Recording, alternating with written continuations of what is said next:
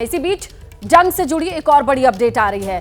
Israeli सेना का दावा है कि उसने हमास के जनरल इंटेलिजेंस के प्रमुख को मार गिराया है। खान यूनिस इलाके में मार गिराए जाने का दावा किया जा रहा है। खान यूनिस कौन है? यह है हमास के जनरल इंटेलिजेंस के चीफ। इन्हें मार गिराए जाने का दावा किया जा रहा है और इजरायली सेना का यह दावा है। इसी पर ज्यादा डिटेल्स के लिए अभिषेक का रुख करेंगे। अभिषेक, इस दावे में कितना दम है, इसे लेकर के ग्राउंड पर क्या इंफॉर्मेशन है, शेयर कीजिए।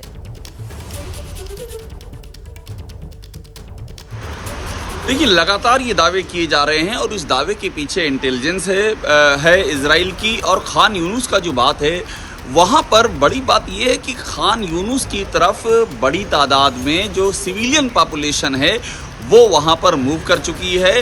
जो उत्तरी गाजा से निकल करके वो खान यूनुस की ओर चले हैं। खासतौर पर बीत हनून इलाका है जहाँ सबसे अधिक अटैक हो रहे हैं और वहाँ पर जो इस तरह के टारगेट हैं, हमास के ऑपरेटिव्स हैं, उनका वहाँ पर होना ये बताता है कि आखिर किस तरह से एक तरह मानव शील्ड, ह्यूमन शील्ड का इस्तेमाल करने की ये कवायद है।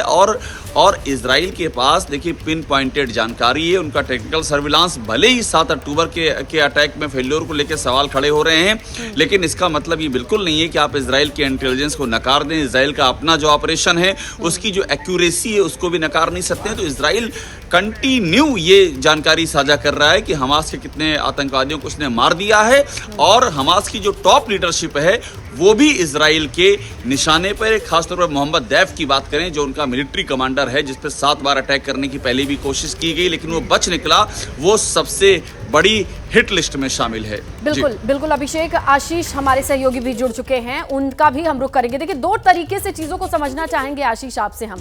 एक तो राजनीति किस तरीके से चल रही है, कौन कौन किसके साथ है, और दूसरी चीज जो ग्राउंड पर सिचुएशन है, तेल अवीव में मौजूद है लगातार, जहां अभिषेक थे थोड़ी देर पहले हमने देखा कि सायरन बज करता है और जब जाकर सायरन के रुकने पर हम आप लोगों से कनेक्ट कर पा रहे, बातचीत कर पा रहे, वहां क्या कंडीशन है?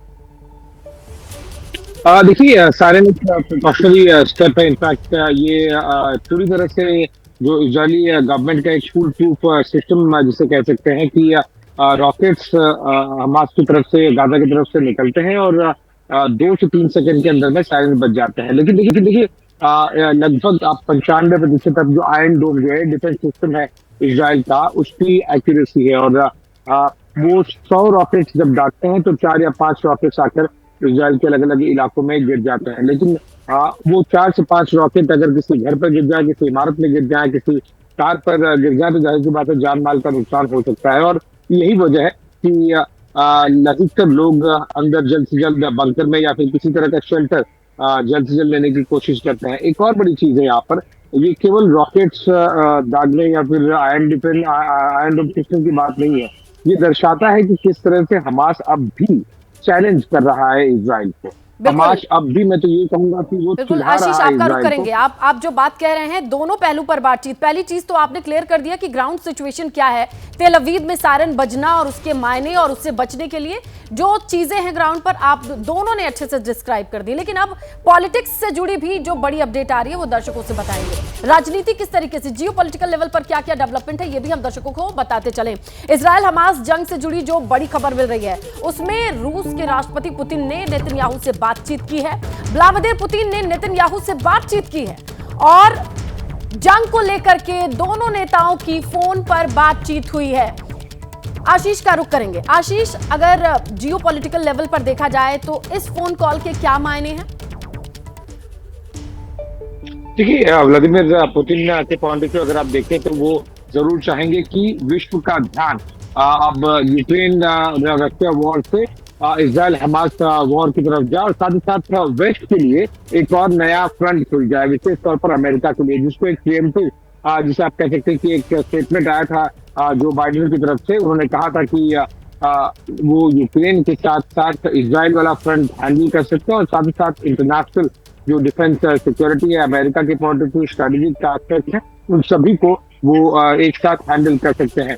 ये बात व्लादिमीर पुतिन को पता है कि अमेरिका पर प्रेशर आएगा अगर इजराइल वाला फ्रंट एक बार से एक पूरी तरह से खुल जाए और वेस्ट के लिए एक बड़ा प्रेशर पॉइंट बन जाएगा, तो नो डाउट कि रशिया यूक्रेन वॉर से काफी ज्यादा जो फंडिंग बोलिए, मदद बोलिए, जियो पॉलिटिकल पॉइंट ऑफ व्यू बोलिए, सब कुछ रशिया यूक्रेन वॉर से काफी हद तक, अगर सब कुछ नहीं तो कम से कम काफी हद तक वो इसराइल और फिलिस्तीन और साथ साथ इसराइल वर्सेस एक लार्जर तौर पर अरब वर्ल्ड के बीच में डाइवर्जन हो जाएगा।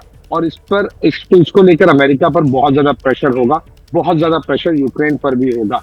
दूसरी एक और चीज है, देखिए जियोपॉलिटिक्स में एक सिंपल सी बात होती है, दुश्मन का दुश्मन दोस्त होता है। ऐसा है नहीं कि व्लादिमीर पुतिन को कोई बहुत ज्यादा फिलिस्तीन के साथ रिश्ते बना के रखने हैं या फिर कोई बहुत पुरानी उनकी दोस्ती या कोई बहुत बेहतर तरीके से व्यापार होता है। लेकिन क्योंकि फिलिस्तीन इजराइल का दुश्मन है, फिलिस्तीन से इजराइल अमेरिका का दोस्त है, तो फिर रशिया के लिए फिलिस्तीन डिफॉल्ट तरीके से एक मित्र हो जाता है। और यही point of view Vladimir Putin जरूर ये दिखाना चाहते हैं कि जो भी कुछ हो रहा है हमास वर्सेस इजराइल में, उसमें व्लादिमीर पुतिन भी और साथ ही साथ चीन भी ये कोशिश करता है कि वो भी स्टेक होल्डर है, वो भी बड़े प्लेयर हैं।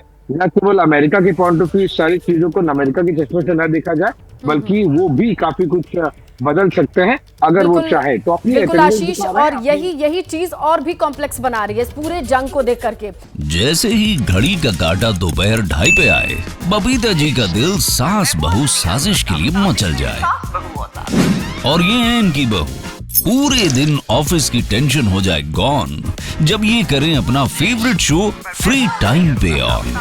इनकी तरह आप भी देखिए अपना फेवरेट शो अपने टाइम पर और डाउनलोड कीजिए एबीपी लाइव ऐप अपने स्मार्ट टीवी पर।